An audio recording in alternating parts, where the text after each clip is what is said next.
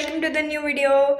So I've got this comment from Rohan that why for experienced people there are so many technical rounds and what kind of questions do they ask in in each round and how should we handle them.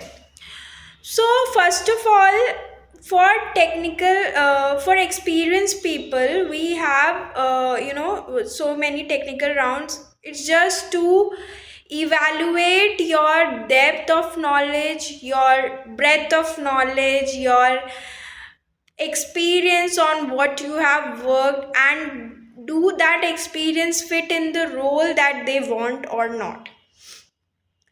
Second reason is that when you know to difference in the panel that is interviewing you, maybe the first interviewer who has interviewed you little bit he's biased, or in any way he doesn't have that knowledge which you had, and that's why they had the other round, so that the other person that reduce judge like evaluates you, so that reduces the chances of bias, and also the experience of interviewers help in evaluating you more properly to the role that they are looking for. So that's why I guess these are the two reasons why there are there are more than one round for the experienced candidates. Second is that second part of the question that he asked, that what kind of questions do they ask in each interview. So first, I guess they'll be focusing on the first round. Mostly, they will be focusing on your core skills, like whatever tools, technologies that you have worked on, how much core concepts are clear. Okay, that why Docker is used, why Kubernetes is used, and what is actually working at a root level. That you sometimes you have worked on Kubernetes and everything, but you don't know the things that are actually working on the back end and helping the things that helping us to see what we are seeing on UI. So there are many things like what are worker nodes, what are master node, then what are the components of the master node, and how is container orchestration actually happening, how Kubernetes is able to manage all the containers, what are the actual components who are working behind it. So to understand all the core concepts, first round is for that. Maybe they'll ask, if they ask you for, if you know about shell scripting, they may ask you about what is the file system, and what all commands you have worked on. So this is first round where they'll check your basic and core concepts.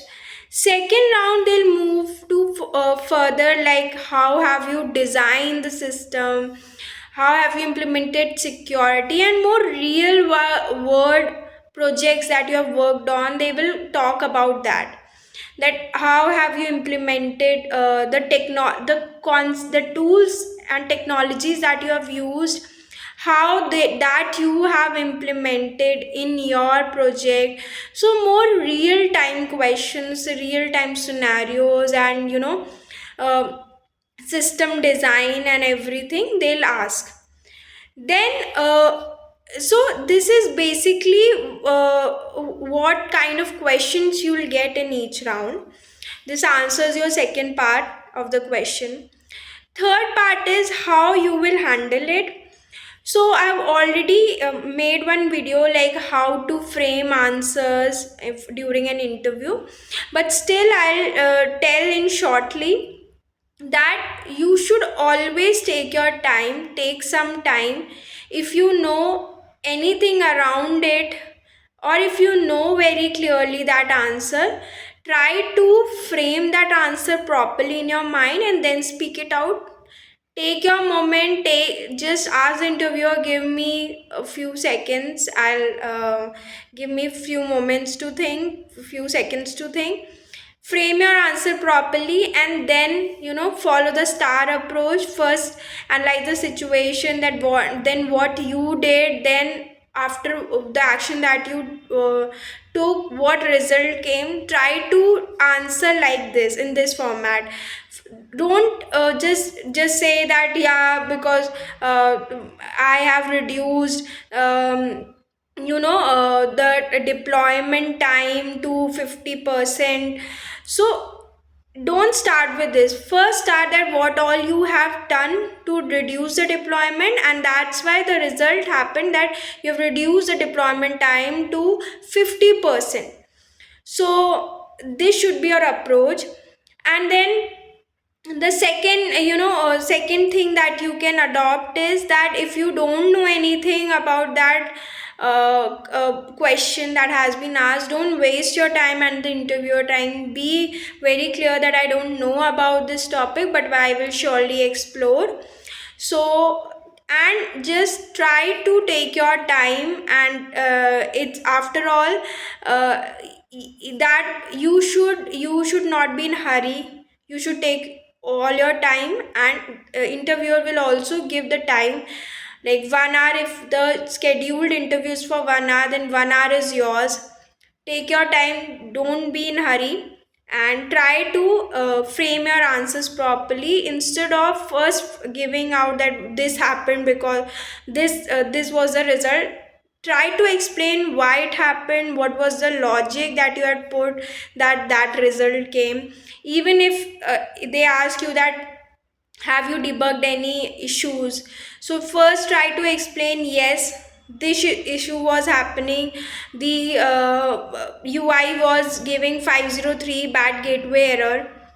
Then after that we came to know, we checked out the logs first. After checking the logs, we got that there is a memory utilization, high memory utilization error. Then we checked that where it can be, where we can optimize, where we can resolve this issue, the database or something which is utilizing this memory. What is the heavy data. After getting that these tables are utilizing this much memory and everything, we jotted down and we tried to clean up. And after that the result came that after 2-3 hours the application came up and running. After that we decided that this was the first time this issue happened, but after that we decided to automate it, so that after this the issue should not occur for other customer, because it is impacting our credibility. So in this way you try to frame your answers. So that's all for today's video. I hope it's helpful. Please let me know your views in the comment section. Till then, take care. Bye.